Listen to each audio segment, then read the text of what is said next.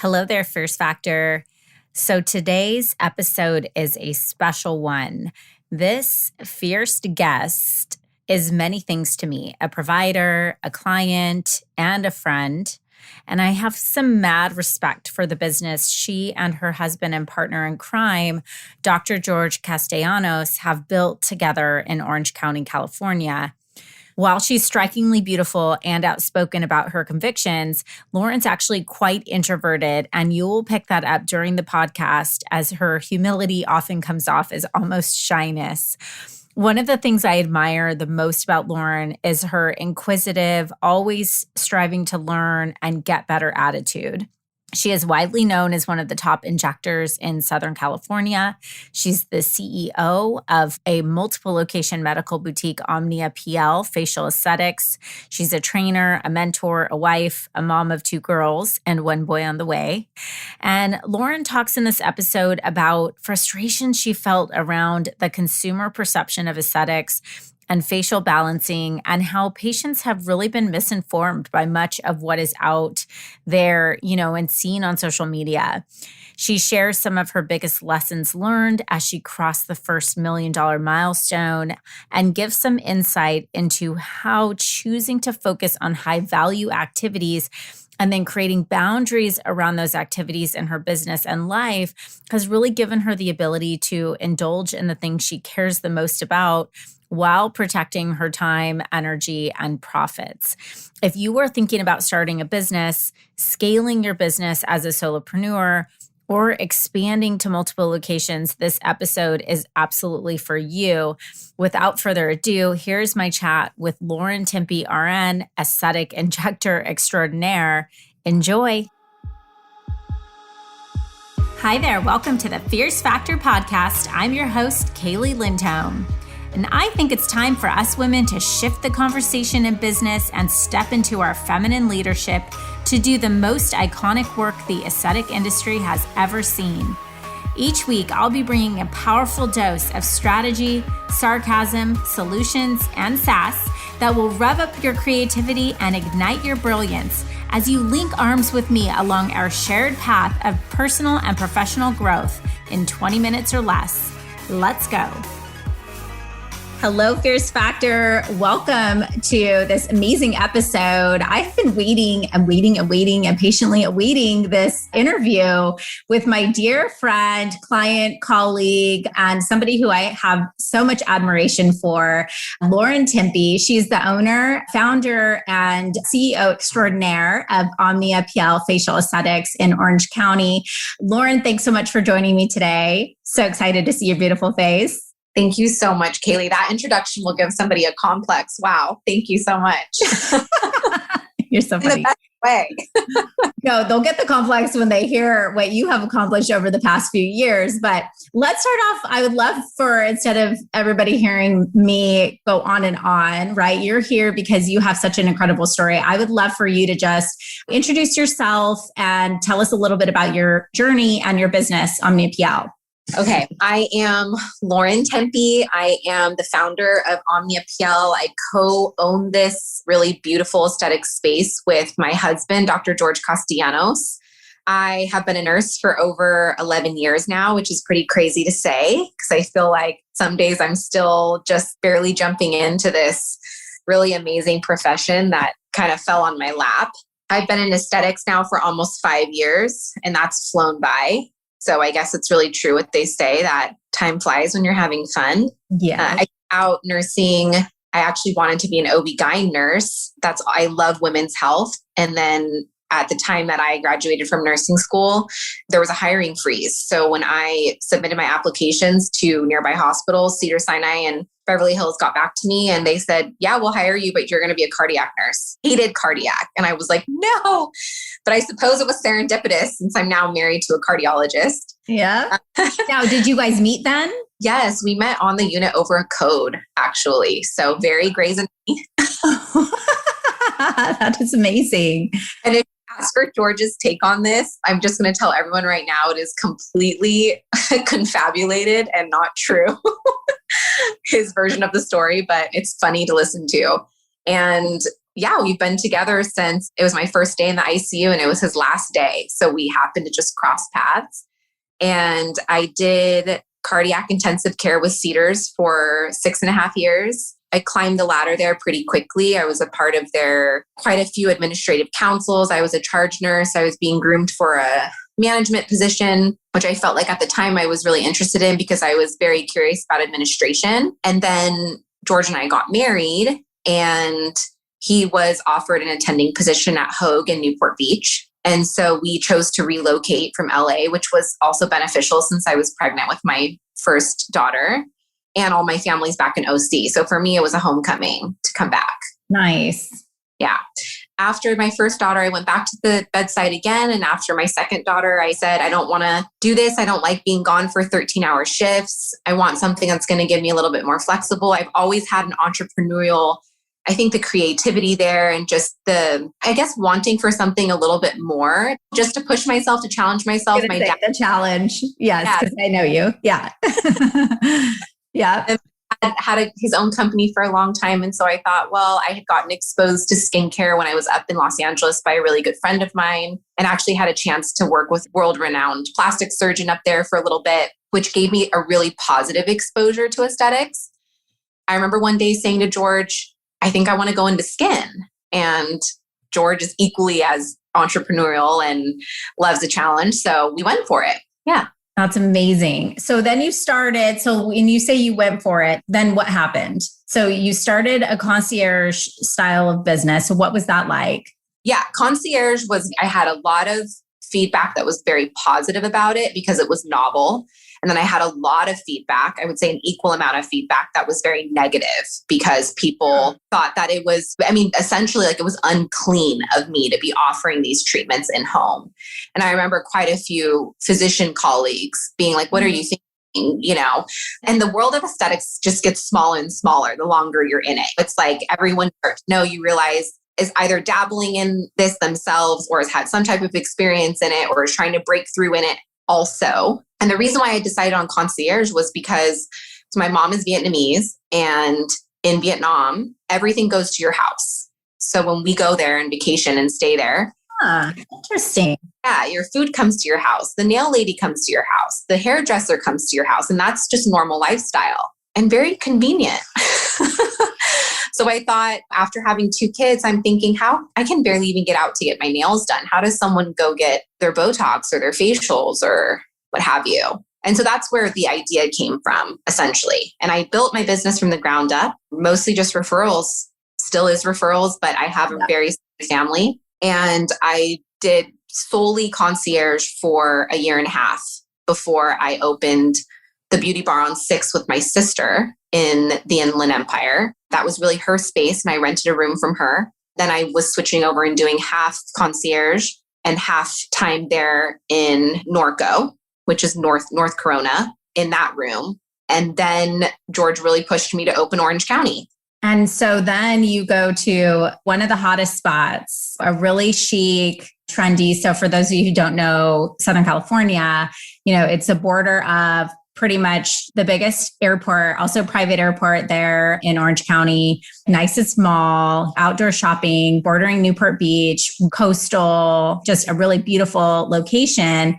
And it's in a really eclectic shopping experience. I don't even know how to really describe it, but what's so interesting to me is I think the idea of I think there are a lot of nurses who are like, oh, I want to do injectables or I want to start getting into skin. And by the way, you're one of the only people, I will say this on the record, who I allow to touch my face, not because my face is special, but because it's complicated and you understand ethnic skin because I look very white girl, but my dad's Samoan. And so I pigment. So that to put things full circle. And so I can see why you have from your experience and what your knowledge, just personal knowledge about different ethnic skin tones, and you understand your patients. And I've referred you patients. So I understand sort of that referral business and I get that. But then to go take this big leap and say, okay, we're going to open this really beautiful space in Orange County. What do you think? And I see the ambition behind it, but couldn't have been seamless. And so I sort of want to peel the onion back a little bit about some of the challenges that you faced through that process, if you're willing to share, because I think a lot of people could get to that one point where it's me, I'm a solo provider, I have my hands on, I'm injecting to, okay, now we're going to expand and create this whole ecosystem. What were some of the challenges transitioning as you opened up that space? Yeah, Kaylee, I mean, talk about layers here. I couldn't have said it better, because looking back just 2 years ago when I was a solo injector, I did everything. I scheduled all my appointments. I did all my own follow-ups. I was a one-person show. On average, I was seeing about 8 to 10 patients a day, and that was often 8 to 10 different homes. So you can imagine that that's pretty labor. Like me in outside sales. Yeah. Making all the stops. Driving over 20,000 miles a year, anywhere from Los Angeles County down to the Inland Empire. And, while that wore on me a little bit, more than anything, I was so proud of what I had been able to build, right?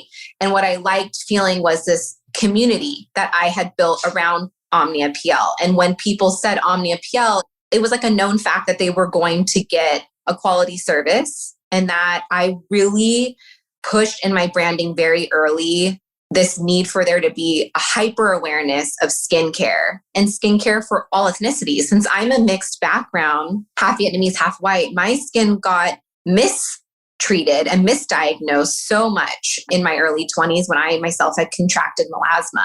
And so I was really on a quest to figure out, why do I keep getting treated wrong? Why is my pigmentation getting worse? And why is there a huge deficit amongst either mixed skin types or just types that tend to have pigmentation issues? And while we certainly haven't solved all of those problems, we do a really, really good job of that here. So essentially, when I had opened up the one room in the Inland Empire, obviously that gave me a little taste, right, of being able to service more clients in one day, being able to be in a space where I had other providers around me, although they weren't also aesthetic providers, that it was nice to talk to and have support and just to kind of have a home base. So having grown up in Orange County, I grew up in Yorba Linda, so not Newport Beach, but I knew Newport Beach really well. I really struggled with so much of the feedback that we get in aesthetics, which is like this negative connotation about Botox and fillers and skincare treatments. And so when people would hear that I had gone from the ICU to doing this, it was like step down. And I want to change. Step down. Yeah. It didn't even anymore. It was that, wow, you went from saving people who were dying to now just injecting Botox, right? That was like the common response. And I think it's also because you do see a lot of, unfortunately, bad work out there. And it seems to be really dense in Newport Beach. So I felt like since we live in Costa Mesa, and I love the diversity that Costa Mesa offers, I really wanted to be able to come in here. And again, using that word community, which was so alluring about SoCo, which is this outdoor shopping center we're in, because it pulls from all different types of people, all different demographics, ages.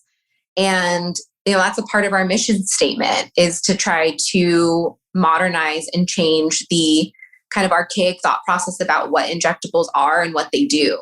Yeah, that's interesting. I wasn't expecting you to answer the question like that, but I love that you did, because the reality is you didn't say, oh, we had so much competition and I couldn't stand out. But essentially what I'm hearing is that our challenge was certainly finding our voice and our place here in this saturated market because of this low barrier to entry, so many injectors, so many providers, and so much misinformation about proper education around what aesthetics is, what it can do for patients, what the right treatment modalities are. I mean, like I said, I'm the perfect example of being sort of misdiagnosed from a skin type. And I think that it's a challenging thing for a lot of people. And I think as consumers, we're at a place where we're trying to take control of as much information we can. And so we grab whatever little snippet of we can find on Instagram and we become an expert. And so you're opening up this new location and you're like, hey, we have this really solid mission. And I want to take the concept that I had from being the solo provider and providing this boutique concierge experience and be able to expand and impact more people here in this really dense geography, in this place where you could throw a stone and hit 3 other of me, right? Yeah. What would you say is the biggest mindset shift you've had to make as you've scaled your business? So now you're at multiple locations, you have a growing team, you have multiple providers. What maybe surprised you, or how have you had to look at the business differently than you thought? Yeah. So for me, Kaylee, it's been like the 2 B's. George and I say we always joke that we talk about these 2 themes on a daily basis, but it's been balance and boundaries. You know, do you explain? Yeah. So I think I'm a mom of 2 girls, 6.5 and 5, and I've got a 3rd one on the way. Often people are like, oh, how do you do it? Honestly, I don't. I think women we know how to persevere, right? Tenacity is one of our strengths. So I don't think I certainly have a blueprint for how I got. I literally kept pushing.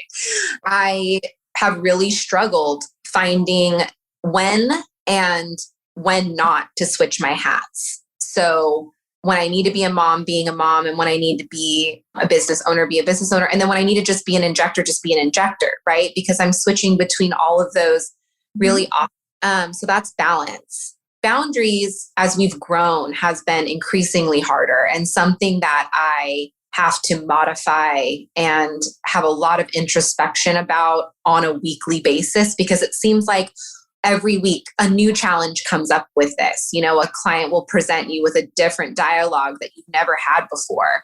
And so it's really been about teaching myself, what am I willing to take? What type of hit am I willing to take? What type of hit am I allowing my staff to take? You know, and where are we setting up respect, a mutual respect, and then knowing when to just needing to turn things off. Yeah, that's funny. My mom, she always said, the more you do, the more you can do, which you're like, okay, yeah, I can do more. Right? We keep pushing. Can you give an example? Because, you know, boundaries is one of my love language words. Give me an example of a boundary that you put in place that you feel like has, by committing to and holding, let's say, your patients or your team accountable to that boundary, it has helped you become a better businesswoman or better at your balance, as an example. Yeah, I would say, there's lots of options. I could go down a rabbit hole with this. I would say our cancellation policy is one of the hardest that's been to implement because we are so familial here. I mean, there are clients I've been seeing here for almost 5 years. I've met their kids and I know about their families. And it's really difficult to pull yourself out of that mindset when someone, you know, doesn't follow the policy that we've implemented here, whether that's about needing to reschedule, not showing up, needing to change membership options, whatever that it may be, because there's lots of things that we offer here, not getting too sensitive and not taking things personal. And that I literally just had this conversation with my staff 15 minutes ago, again, about a new situation that had arose that we hadn't dealt with before. But there needing to be set like a precedence about having respect for our time, our practitioners' time, just like we respect all of you. We work really hard to accommodate our clients. We work really hard to work with their schedules, but there has to be a cutoff point for all of those things. But in doing that, I feel like we have been able to sift through the clients that we know are quality, who want to be here with us as much as we want to be helping them. And then that makes it feel like we're on a mutual journey, rather than feeling like you're forcing someone to be here who maybe really doesn't want to. What we do is a privilege. And, you know, you want people to feel excited and thankful and grateful to be able to do these things, just as we feel grateful and excited to be able to provide them.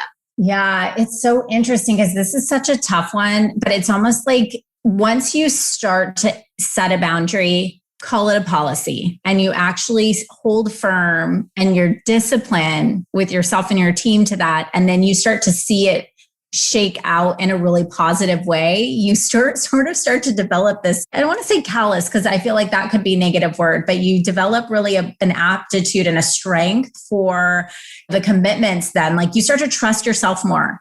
And then you know, hey, when we set this policy up or we have this boundary in place, I know we're all going to commit to it. And like you believe that you're not going to get pushed around. And I think that was a great example of like a cancellation policy, because a lot of people deal with that. And it's sort of, I think the reason most people don't set boundaries and then hold themselves and their team and patients accountable to them is really from the scarcity mindset of, I'm not going to have enough. Maybe they'll leave, right? It's this fear. What if they don't like me? What if they tell other people? And when you get out of that and you set these boundaries up, you have to protect yourself. You're a mom with 3 kids and you're running a thriving 7-figure business. You don't have the time or the space to let people book your calendar full and then not show up. That's the bottom line.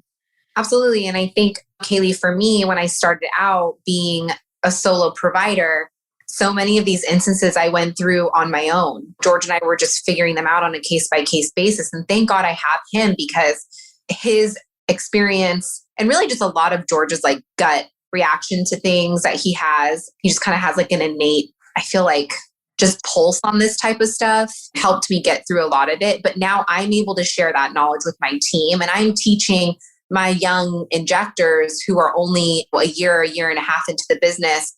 You have to start protecting yourself now. And I don't say that to sound like mean or that every day we come into work and we're unhappy with our clients. It's actually quite the opposite. Because of this, again, boundary that we've set up, we look forward to everyone that we see. And that's a really good feeling. That's the way it should be. That's amazing. Exactly. I love that. And I hope for any of you who are listening to what Lauren's saying and you're feeling like, that's me. I kind of let my clients push me around a little bit. And you're worried if I implement this policy, I'm going to piss all these people off. Listen to this. Listen to what she's saying, because it's an uncomfortable process, but it's a necessary process. And the result is loving your business, loving your clients, showing up as a wholesome, replenished, well-rested injector who gets to do her best work and is sort of just biting the bullet and getting through it. And you'll find out, they say, you want to find out who your real friends are, speak your truth, like go broke. Yeah. It's like, right. And you see, it's sort of the same thing with your clients. It's like when you put those barriers up and then you decide, okay, who's worthy of being in my ecosystem? So it's honorable that you've done that. What do you think is, Lauren, really the most rewarding aspect of the growth that you've had? Oh, yeah. I feel a lot of accomplishments with Omnia, particularly in the last year. Just COVID alone, if anyone would have told me I was going to open up this really awesome space in Orange County during a pandemic, I would have probably laughed, because I didn't even really think I understood what a pandemic really was. No, none of us did. So the fact that we've not just survived this, but we've been able to thrive has been important to me. And I know that that's not for a lot of business owners. So I feel very, very blessed that we've been able to do that.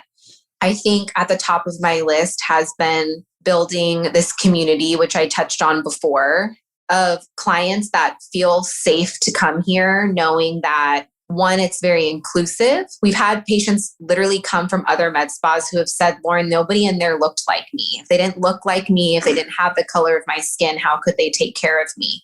And I mean, I think that's a little bit of a generalization, because I do think that can very well be done. But it's nice to feel like there's a certain amount of relatability there amongst our providers and our knowledge base. I think secondly, and most importantly to me, it's been building my staff. It's a really great feeling to have a team, and that has not been easy. That has been single-handedly, I would say, the most challenging part of me opening up a brick and mortar and then expanding my brick and mortar in Norco. Yeah. And Kaylee, you really taught us the most about that when we had you on. I remember being like mind blown when you were explaining to me what an intrapreneur was. I was like, what?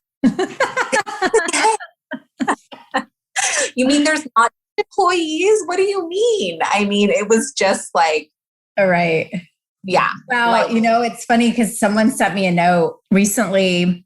I need to respond to it still, actually, it reminds me, but I'm trying to find a unicorn. And it's the same person said to me before that, I put an ad out and I got 200 applications. And it's interesting how we all know how difficult it is to find people, but we forget or we don't realize that it starts with us, right? It starts with us knowing what our mission is, our vision, and hiring people for passion and putting out an ad where we're selling ourselves for the amazingness that we are, right? Because if you're putting out an ad that 200 people think that they can actually apply to, it's your ad. It's not the people, But everybody feels like this is a common challenge. And you guys have done an incredible job. I'd love for you to talk a little bit about, if you're willing, your internship program too, because that's something I think that's been so novel and rewarding for you and fulfilled also your sort of itch for teaching.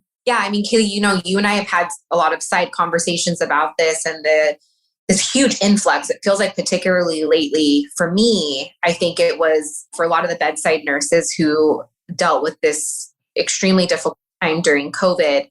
It felt like the emails and DMs I was getting about how to get into aesthetics has really skyrocketed in the last year to year and a half. I do think that there's a huge misconception as well about what it means to move from bedside to aesthetics, and that the common thought process is like, oh, wow, this is so much easier. You get to this must be a huge break for you. And lately, so many of my colleagues have been piping up about this too. We're not here to be the bearers of bad news and say, oh, no, don't think this is just a cakewalk. But at the same time, there's a certain amount of realistic perspective we're trying to shine on this, right? So I took on a nurse about a year and a half ago. She knew nothing, but she was extremely passionate about aesthetics. And I was able to just focus almost a full year of just complete education to only her, handheld her all the way. And she's soaring. We're astonished with what she's been able to do. And that's a really cool thing for me to be able to watch, which brought me to opening up the Omnia PL mentorship program about 6 months ago, because I wanted to be able to provide a way for a lot of these nurses to get more hands-on experience of what aesthetic nursing really is, like a full day in the life of. So it's a 2-month program.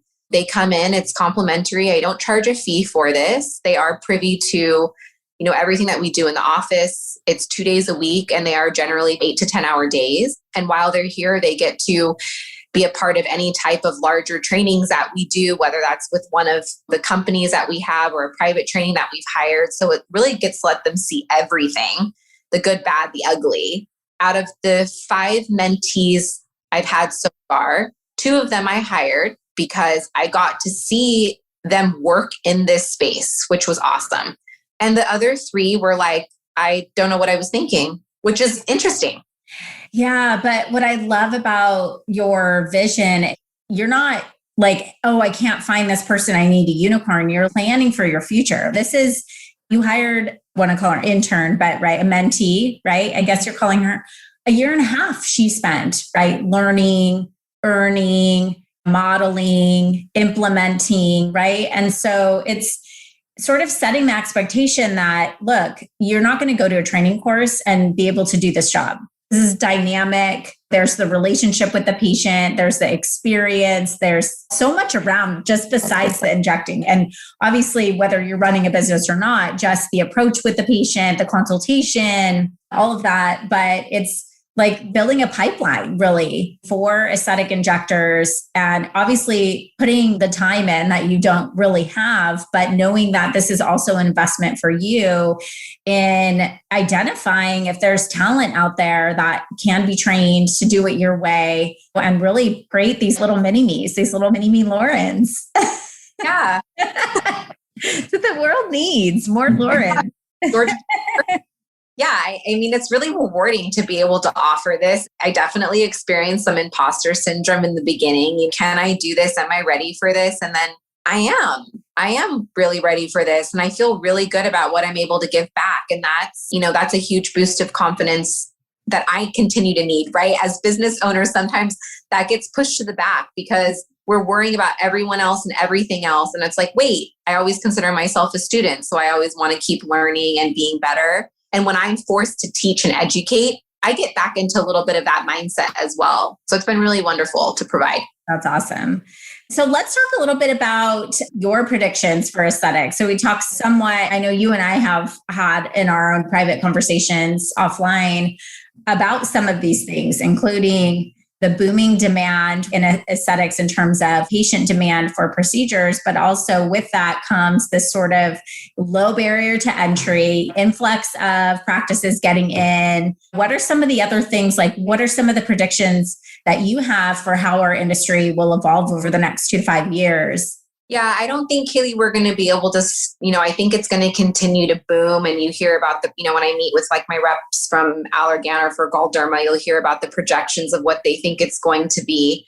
Of course, it's a biased point of view. I know something that there are goals that I have for what the type of mark I want to leave in aesthetics. Then there's things that I want to see from some of these larger corporations to help aid in that. So I've been speaking with Allergan for quite a few of our last meetings about Allergan providing a lot more education to these incoming nurses so that they're not just taking the weekend course and thinking that that's enough. With the type of credibility and capital that businesses like Galderma and Allergan, they should kind of create these mini universities, right? Where nurses can go through months of training. And then Allergan can also say, hey, Lauren, I know you were looking for a new injector. We've had this one who's been a part of our program for the last 6 months, something along those lines, for me and for my team.